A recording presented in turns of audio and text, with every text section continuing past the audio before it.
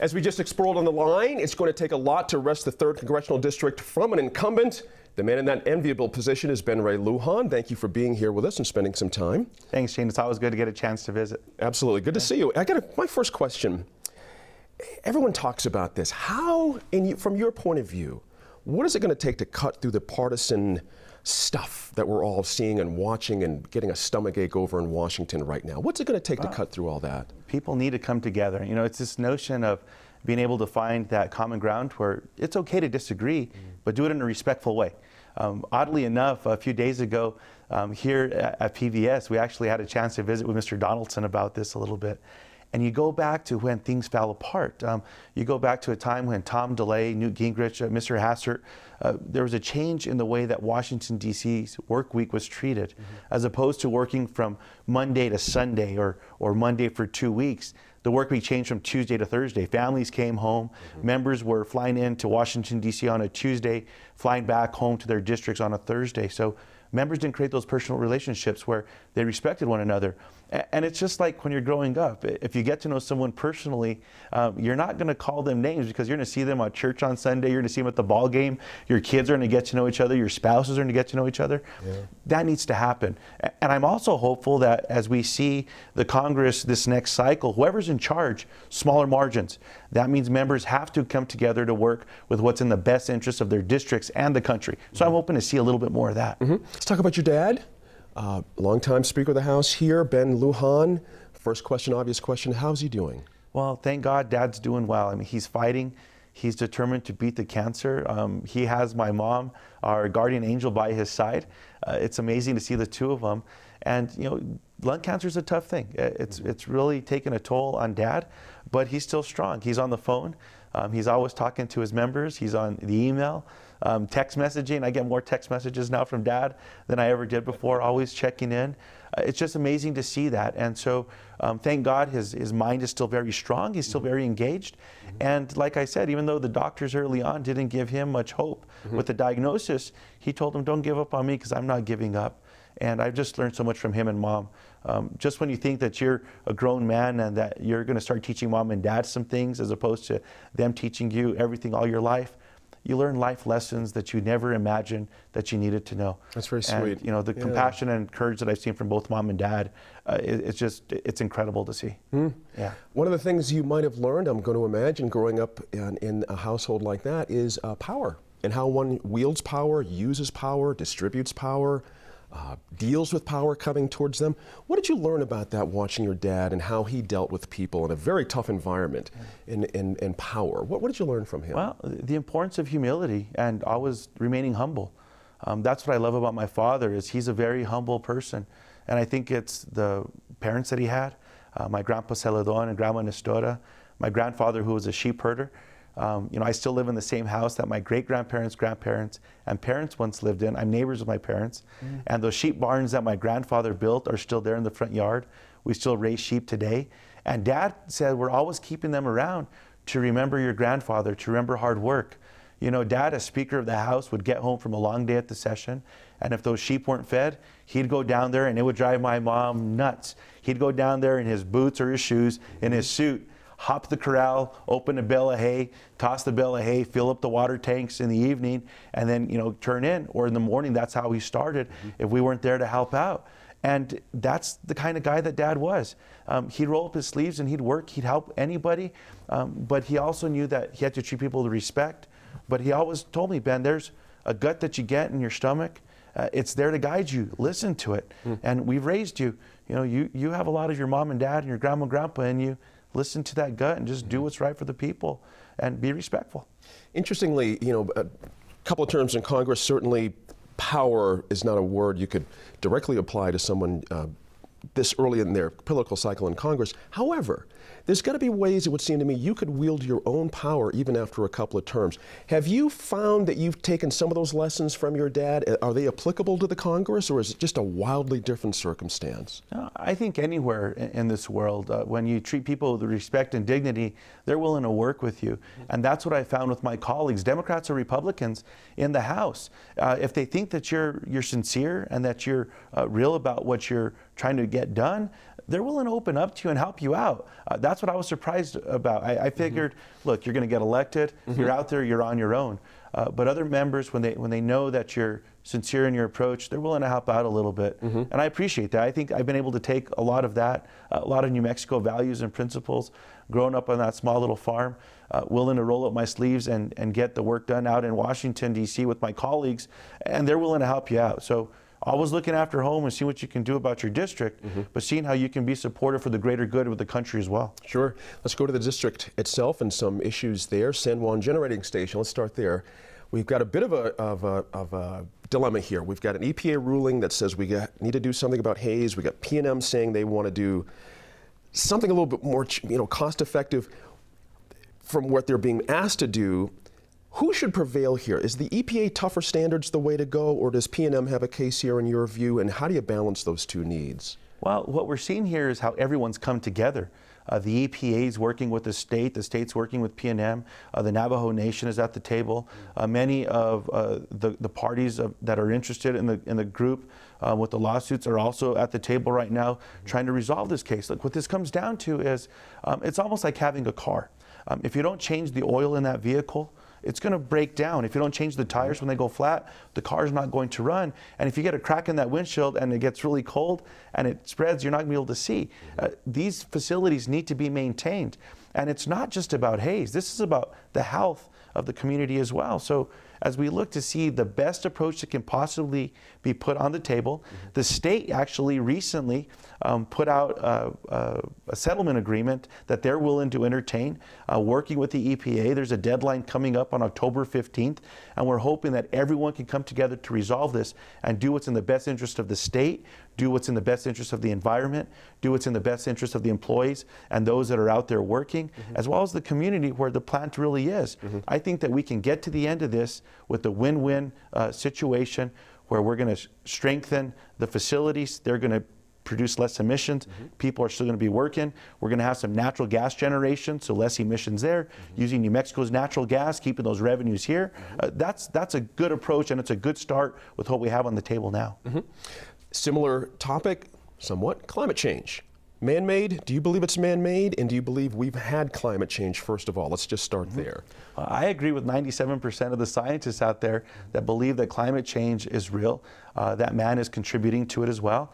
Recently, Dr. Hansen from NASA as well, a renowned scientist with NASA, came out with some reports and some studies looking at what's happening with the impact to the world, the warming of the oceans.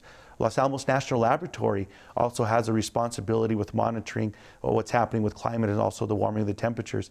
This is occurring, and the science is there. It's very real. And again, 97% of scientists agree that something is happening with climate change. 3% don't.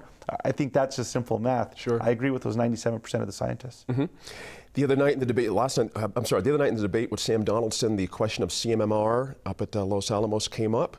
And your vote on the appropriations bill that essentially zeroed out $6 billion facility that was being planned at the time.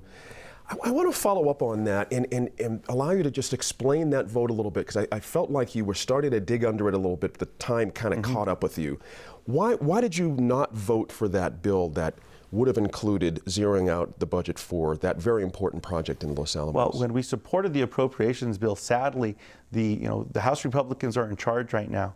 And even Congressman Heinrich had to go back to explain to some of those leadership that Los Alamos was very much a big part of an important investment when it comes to national security. And I appreciate his leadership on this, because he's also been looking after Los Alamos. But when it came back down to investments to make sure that we're looking after our troops and those other dollars, that's why we move forward with that support. But make no mistake, the science at the National Lab is critically important. There was recently an article that was in the Washington Post. Is something that we need to pay close attention to.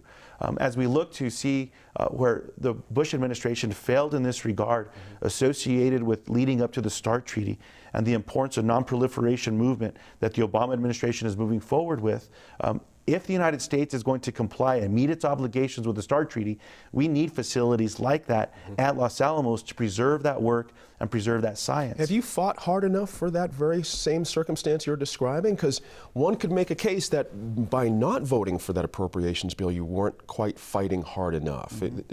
Are you comfortable with those two trains of thought with that vote? Well, I think we can always fight harder. I'm going to fight as hard as I possibly can to support Los Alamos National Labs. You support the current mission at Los Alamos as well? I support expanding the mission at Los Alamos in addition to the work that's taking place now. I actually authored an amendment. It was the first that's ever been put together by a member of the House or the delegation from New Mexico ever, based on studies looking at the NNSA facilities, of which Los Alamos and Sandia are part of NNSA. That suggested that we should expand the missions at the labs. The 3 NNSA facilities provide an enormous kind of work that can take place there that can't take place at any of the other labs. And we need to secure the missions that are currently taking place there, as well as expanding the work. Once we expand the work, we're going to see more benefits here in New Mexico and bringing those dollars back home, leading to more tech transfer opportunities. So those are amendments that I've authored that have tried to get more money for environmental cleanup at the labs, as well as trying to expand the mission at Los Alamos National Laboratories. In the eastern part of your district, let's talk about some ranching on public lands. As you know, well know, there's been a pretty good dust-up about a group of ranchers who have been suing, who have been using, that ties historic land grants certainly, but suing on the decision to cut the herd size by nearly 1/5. And I asked your opponent the same question. He's a rancher and a farmer as well. In the Forest Service, they're claiming that the stewardship of the land could have been better. Where do you see a middle ground here on that? And is there a place for you as the representative up there to intercede in this and really be a broker in this argument? Well, this is something I've been paying very close attention to. Look, it's in the best interest of everyone to be good stewards of the lands. Those that have allotments and leases right now for cattle, it's in their best interest to keep those waters healthy as well as those grasses growing. It's also in the best interest of the environmental stewards of the land to keep those lands healthy. So we can find some common ground to work together here. The approach that was taken, we always encourage that the National Forest sit down and have closer conversations, whether it's with the land grant associations, the Acequia associations, and in this instance, the producers that are actually the allottees on those lands. I think that's where we can strengthen things. I have some consultation legislation that we're hoping to get passed and adopted that would require those conversations. Look, New Mexico has a proud tradition when it comes to our public lands. They've been used for a number of years to keep families strong and alive, whether it's raising cattle, fishing, hunting, gathering of herbs, piñon, or wood, and that access is critically important, as well as the preservation of those headwaters for the acequias, and it's all connected. So we need to continue working to find that common ground and make sure that there's a positive approach to an outcome where it's in the best interest of everyone to look after the quality of our public lands. Just one last point on that question. Is anyone clearly in the right here or in the wrong here, in your view? Well, you're always concerned when families and businesses are impacted by decisions, and especially in ways where you don't know if sound science was used to look at that. So my request that's gone to the National Forest is I want to know what's happening here, and I've asked for what the methodology was to look at the decisions that they were made. And that's something that's been requested of me by many constituents, and so we're moving forward and trying to get answers to those questions. We're just a little short on time, but I got to get in Santa Fe Indian School. This has been sort of hanging out there for a while. How should this development move forward? It's very tricky. And the second question I want you to fold in there too is you've had a bit of a clash with Senator Bingaman about this, about the direction and how to go with this. What's your view about how that property should move forward? Well, I think there were some misconceptions that when the policies that were put on the table that they weren't vetted or the community wasn't approached. I think you can always do a better job of bringing more people to the table and letting everyone know what's happening when it comes to policy. In this specific instance, the Santa Fe Indian School had approached our office to say that we wanted to try to get some commercial development built on the land to create job opportunities and a revenue stream to support the mission of the Indian School. When this was created back in the 60s, it was identified as a property to be put into trust for the tribes to support health, education, and cultural preservation. Similar to an effort that Senator Bingaman and Domenici worked on with the Albuquerque Indian School. The only thing is with the Albuquerque Indian School, they included also the support for economic development. So that's what we were trying to do in Santa Fe. I think the community was looking for reassurances that there wasn't going to be gaming or a hotel that would be built there, that the commercial development would complement the educational and healthcare goals of the school. And so we've asked Santa Fe Indian School to have public communication and forums with the community to get everyone on board. But the mayor was on board with this, Governor Martinez was on board with this, as well as the city council. And so it was through those resolutions that we thought there was positive movement forward for this consideration.